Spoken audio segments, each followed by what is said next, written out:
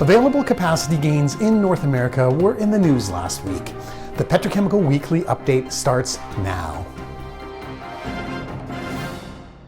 Earlier this month, the U.S. Energy Information Administration reported that U.S. propane prices fell from the high reached on October 5th, 2021 due to a mild start to the winter heating season. The previous high was all the way back to 2014, as you can see here in a chart showing the daily spot propane prices at Mont Belvieu, Texas from January 2013 to January 2022.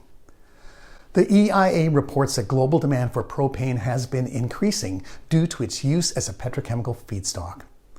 Here in the US, ethane is the most cracked petrochemical feedstock because it is very cheap. In fact, today it is roughly 1/3 of the price of propane on a cents per gallon basis and less than half of the price when comparing in dollars per ton. When you crack ethane, you yield about 80% ethylene and not much of anything else. When you crack propane, your ethylene yield is almost half and you start to see a significant propylene yield. Despite the falling U.S. propane prices, the decision to crack one feedstock versus another will depend on the price of that feedstock and the sum of the value of the products it produces. Simply put, you want to crack what makes you the most money. And by the way, using current spot prices for ethane, propane, ethylene, and propylene in the U.S., ethane cracking is still favored. You might be wondering, what does this have to do with global petrochemicals? If you are, then the PetChem Global Market Intel Advisory, delivered by the Petrochemical Strategies Expert Network and supported by IIR Energy and powered by i2 Enabled, can help. If you have questions and want answers, ask me.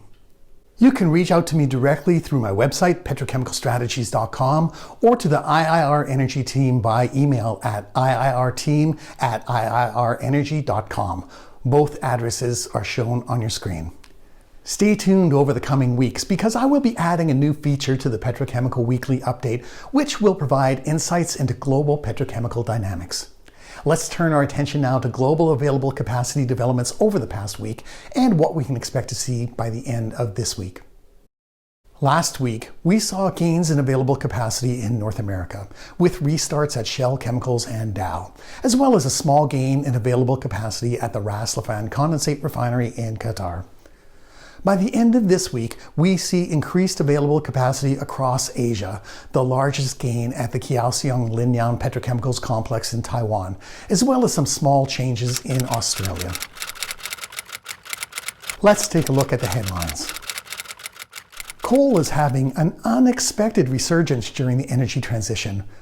And while the good news may last another year or two, it is not expected to fundamentally change the outlook for either thermal or metallurgical coal, at least in the US, according to Joseph Govro, Industrial Info's Vice President of Research for the metals and minerals industry. Europe and the US have issued a joint statement pledging to guarantee Europe's energy security, which is being overshadowed by Russia's increased aggression against the Ukraine.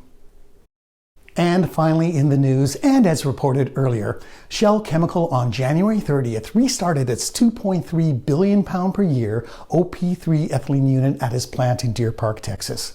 The unit went offline on December 7th due to a turbine complication. Thank you for watching the Petrochemical Weekly update. If you have any questions at all about anything you saw here today, ask me. My name is Robert Sawchuk and I will see you next time.